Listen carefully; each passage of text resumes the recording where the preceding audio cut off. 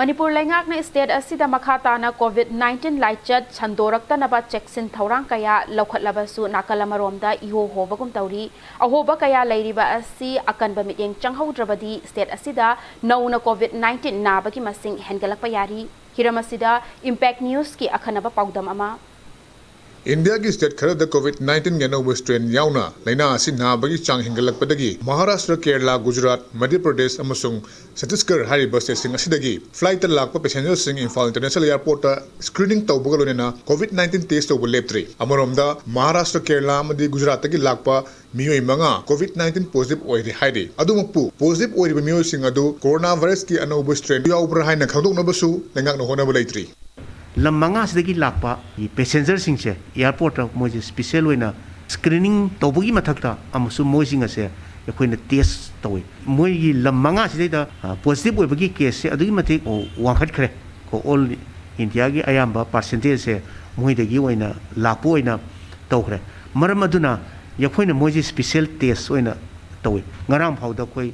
test तौबदा positive ओरिसी मंगा तौई अद लोइनमक एसिम्टोमेटिक नि सिम्टोमेटिक ओइदबनिना खोइना जेनोम सीक्वेंसिंग असे खोइ थादे यूके गुम्बा अमेरिका गुम्बा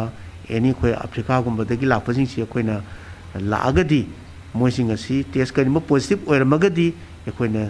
स्पेशल इंस्टीट्यूशनल क्वारंटाइन सेंटर एना मा आरडीबिंग द हांगिसदे थमगा मोइसी ओइना खोइना जेनोम सीक्वेंसिंग तौय अदुबो खोइ होजि होजि लेरिबा कैनोसिंग से खोइना जेनोम सीक्वेंसिंग तौदे फ्लाइट लाख पैसेंजर सिंह खक्तमक कोविड-19 टेस्ट तौबसिनदी लाइना असि खाताना संदोरकपा याबगी लंबी कया लेरी कंफाल लंबी ओइदिबा मरुओइना इम्फाल दिमापुर अमदी इम्फाल जिरिबाम लंबीदा लाख पैसेंजर पुबा अमदी माल पुबा गाड़ी अमता स्क्रीनिंग तौब लेत्री इम्फाल दिमापुर लंबीदा नुंगतीगी पैसेंजर पुबा बस अमदी टाटा विंगर याउना गाड़ी मसिंग निम्फुगी मथक्ता लाकली माल पुबा गाड़ी कया अमसु याउना पुना नोंगमुदा मियोय चतुक लोमदी लंबी असिदा स्क्रीनिंग अमता तौदना चंगलकप लेप्त्री इम्फाल जिरिबाम लंबीदासु नोंगमुदा मियोय चनी की चांगदा आसाम की चंगलकली मसिदसु करिगुम्बा मियेंग अमता चंगबा लेत्री मेडिकल डायरेक्टर की कांगबु सिंगना खर स्लैक ओइबैरा कोमथोकबैरा अदुदी गवर्नमेंट की पॉलिसी ने हाइ गमद्रे अइना खांगबावददी फ्लाइट ता लाकोदि टेस्ट तौरगा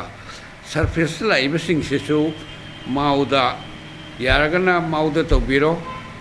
नत अदगी जिरी द तौबिरो लाइसेंस यामद्रबदा हिस्ट्री लौरगा रेलेवेंसी क्लिनिकल पैटर्न लेरदी आरएटी तौबिगेरा ट्रू नेट तौबिगेरा ngамमदी ट्रू नेट नदी फै और आरएटी दी 60% मुक्तंग चुमगा 40% फेलेसी लेबनिना अनि गुम्बा लेबा अहुंगुम लेबि फै ngarang lisingam tani tawda tare ka ka tada koi ningdon song bo haweba rang kaptana kun kun tha to khala di sahi amai mamang da koi wa ki do thani pa wa ki do amhanamu mayam singthi mu wana to orni haibagi apprehension se leibanina yaradi ai masang sida di cm ge attention direct drone to jege by road la iba passenger sing sha checkpoint ani sida matik chana doctor thambirga hana to budumaina history lobiro adaga fever gumba relevant kano symptom leiraga di true net test to bio haiba sai lengakta maroina cm gi attention di drone to jege Manipur लेंगांगना मियाम गुलोनेना कोविड-19 लाक्सिन न होनदुना लाकपदगी खरा साफबगी ममिता बहरुकपासिदा मपानमदगी लेप लेतना चंगसिलकपा सिदा मिडियंग चंगबा मथौताय हाइबसे मरिलिनब सिंगना खंगलबसु हौजिक फावबा थबक अमता packet लेत्री लेना आसी पाक सन सदोरकपा ngaikigidori brahibasi achobo hangam oiri कोई अमता खना जगे को सुम हंदर पसिदे खोइना डायरेक्शन से अमरोमदा खोइना मु वैक्सीन गुम करिंगमदा सुम खोइना वजन हिबदना मेन पावर से अदम लजु खर थादोखिबा अदना सुदम खोइ दंग ट्राई तौजगे मणिपुर लेंगांगना कन्न होनबदगी स्टेट असिदा कोविड-19 गी पेंडेमिक असि खरदवरबसु लाक्सिन मंगमबगी ममी तारकलिबा असि मखाताना हेना